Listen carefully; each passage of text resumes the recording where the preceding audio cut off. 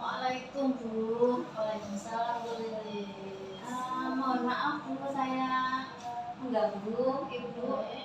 Bu, apakah ada waktu Bu? Insya Allah ada. Gimana Alhamdulillah, terima kasih.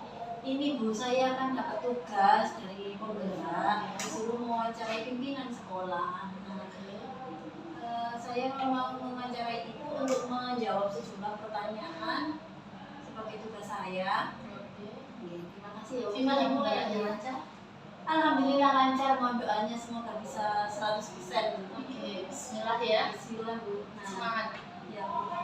Ini Bu, kan Ibu sebagai pimpinan Sambil sekolah saya kami, ini ya, belajar bentar ini ya. Iya. Sebagai pimpinan di sekolah selama ini kan banyak sekali kasus yang terjadi di sekolah. Nah, banyak sekali ya Bu ya. Nah, kasus-kasus itu kan ada beberapa macam. Itu ada dilema etika sama bujukan moral. Nah, bagaimana Ibu cara Ibu mengidentifikasi itu termasuk kasus yang mana? Itu seperti apa? Antara dilema etika dan bujukan moral ya. Iya. Kita ketahui dulu nih, dilema etika itu merupakan situasi yang terjadi ketika seseorang itu harus memilih antara dua pilihan ya. Iya. Benar dan benar atau benar versus benar gitu ya. Iya.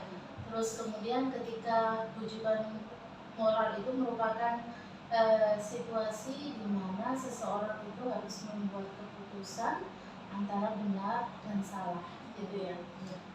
Lalu bagaimana cara mengidentifikasinya seperti itu ya tadi adanya ya, kita lihat dulu pola, model atau paradigma yang terjadi pada situasi kasus tersebut.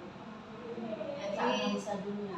Ya berarti caranya dengan polanya, melihat pola gitu ya.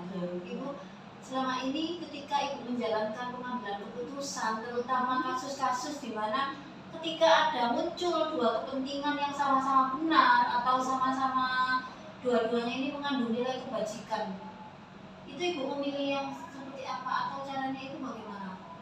Nah, kita ketahui dulu nih, sekolah kita kan di lingkungan pondok, dan jelas lingkungan pondok, sekolah yang ada dalam lingkungan pondok pesantren dan sekolah yang ada di luar itu jelas kebijakannya berbeda. Jadi kalau ada yang semacam itu, kita lihat dulu skala prioritasnya tanpa mengurangi esensi dari pengambilan keputusan atau langkah-langkah itu tadi. Berarti Ibu memilih dengan skala prioritas. Oh iya sekali. Nah, ketika ditemukan oh ini prioritas utama, nah Ibu bagaimana langkahnya? Langkah untuk menyelesaikannya bagaimana atau prosedur yang Ibu lakukan selama ini bagaimana?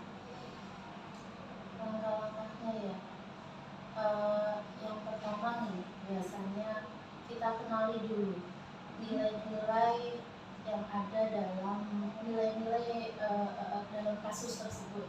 Bertentangan nggak nih situasinya seperti Berarti itu. nilai-nilai yang bertentangan. Iya. Kemudian siapa aja yang terlibat dalam kasus tersebut, ya, seperti itu. Nah, biasanya misal di pondok nih ya, ada yang santri melawan yang anak kampung gitu kan ya. Karena tidak semuanya yang di sekolah kita itu santri semuanya. Ada yang anak kampung ini sebutan anak yang pulang ke rumah kemudian sekolah seperti itu, dia tidak bermukim di pondok itu. Terus kemudian kita kenali dulu juga fakta-fakta yang relevan itu, kemudian menganalisakan antara benar atau salah, kemudian pengujian juga nih benar lawan benar. Berarti boleh saya simpulkan ya Bu, berarti langkahnya yang pertama Ibu menentukan nilai-nilai nilai-nilai yang ada di dalamnya itu apa saja. Yang kedua, siapa yang terlibat, kemudian apa fakta yang muncul dari masalah itu apa, dan yang terakhir analisis ya Bu, analisis benar atau tidak salah. Nah, ketika langkah-langkah itu sudah Ibu lakukan, kira-kira apa hal yang efektif dalam pengambilan keputusan itu? Sesuai dengan SOP yang ada, SOP pondok dan SOP sekolah sudah. Kalau itu dilaksanakan, otomatis kan sudah sesuai dengan prosedur yang ada. insya Allah aman. Ya, berarti kita untuk mengambil keputusan kita tetap mengacu pada SOP gitu Bu ya. Nah, kira-kira apa saja Bu yang menantang? Tantangan apa yang Ibu hadapi ketika Ibu itu mengambil keputusan? Dalam pengambilan keputusan, tantangannya apa saja? Kita ketahui bahwasanya sekolah kita itu besar ya Bu ya. Ya, Ada 1000 siswa lebih, otomatis gurunya juga banyak sekali. Nah, dalam pengambilan keputusan itu kita nggak serta merta gitu kan ya, harus mempertimbangkan banyak hal karena banyak kepentingan di situ. Biasanya itu tantangannya itu adalah emosi jiwa ini. karena yang dihadapi manusia ya Bu ya. Iya.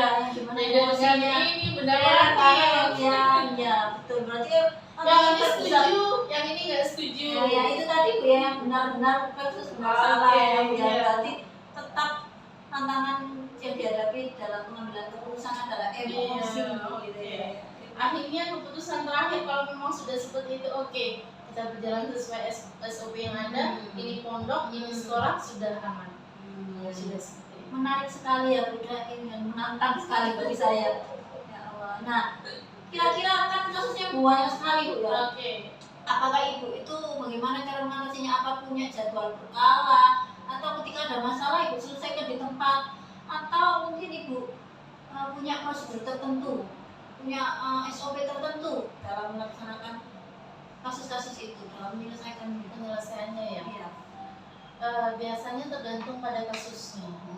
Kalau memang harus diselesaikan detik itu juga, ya kita selesaikan. Tapi kalau memang penyelesaiannya itu butuh sharing sesama partner atau bahkan ke bapak kepala sekolah, ya harus kami sharingkan. Jadi intinya adalah kondisional sih terkait dengan penyelesaiannya itu. Oh iya, berarti tergantung kondisi harus diselesaikan pada waktu itu atau ada jadwal berkala gitu ya. Nah, kira-kira kalau ada masalah atau kasus, siapa sih Bu seseorang yang bisa membantu Ibu dalam mengambil keputusan atau temannya sharing Ibu untuk mengambil keputusan? Kalau memang kasus itu berat, harus melibatkan banyak orang, yang jelas ya penanggung jawab utama yaitu bapak kepala sekolah. Tapi selagi itu bisa diatasi sendiri, ya kami atasi sendiri dulu atau sama-sama partner di pimpinan. Ketika memang mentok butuh kebijakan, ya harus kami ke bapak kepala sekolah. Berarti mulai dari yang terendah dulu, kalau bisa diselesaikan, kalau tidak bisa ya kita penanggung jawab tertinggi sekolah gitu Bu ya. Betul sekali. Nah, kira-kira faktor apa Bu yang mempermudah Ibu dalam menyelesaikan kasus? Faktor dalam mempermudah penyelesaian kasus mengarah kepada SOP, sudah itu aja, prosedural. Jadi itu lebih mempermudah. Contoh nih Bu, kasus yang baru kemarin aja ya, acara maulud, setelah acara maulud Nabi, ya anak-anak itu kan ada kegiatan ekstra. Sebagian tidak mengikuti kegiatan ekstra, mereka lari ke lab lantai 4 itu. Dan itu putra-putri tanpa diketahui oleh kami. Nah, pada saat ekstra itu kan ada pembagian di wilayah pimpinan itu untuk mengecek di kelas-kelas. Kebetulan ada yang sampai ke lantai 4. Nah, di pojok sendiri kita kan ada 6 lab tuh. Lab yang nomor 3 itu ada putra dan putri, anak-anak kepanitiaan NCC nih ya. Putra dan putri, mereka memang nggak ngapa-ngapain, hanya menyelesaikan tugas karena mereka butuh komputer. Tapi di situ kan juga udah salah. Kenapa? 1, tidak ada perizinan, 2, tidak ada pembina. Nah, seperti itu. Ya, berarti tetap kita mengacu di SOP ya, faktor terbesar. Berarti kita harus membuat SOP yang jelas yang anak-anak tahu gitu Bu ya, dan semua komunitas sekolah juga tahu Bu ya. Terima kasih ya Bu. Nah, banyak sekali yang kita sharingkan pagi ini Bu. Nah, dari semuanya itu saya ingin tahu pembelajaran apa yang bisa kita ambil dari pengambilan keputusan dalam kasus dilema etika. Intinya adalah harus bijak dalam Harus mengambil bijak. keputusan, berpikir lebih dewasa, dan ingat untuk kepentingan bersama. Berarti Seperti itu.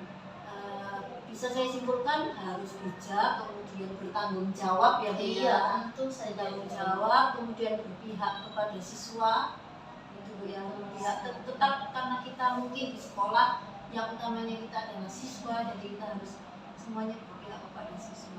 Oke. Terima kasih ya Bu atas waktunya, banyak sekali yang dapat saya ambil pelajaran dari sharing kita. Terima kasih atas waktunya. Sama-sama, semangat Bu. Terima kasih ya Bu. Sukses Saya semuanya. pamit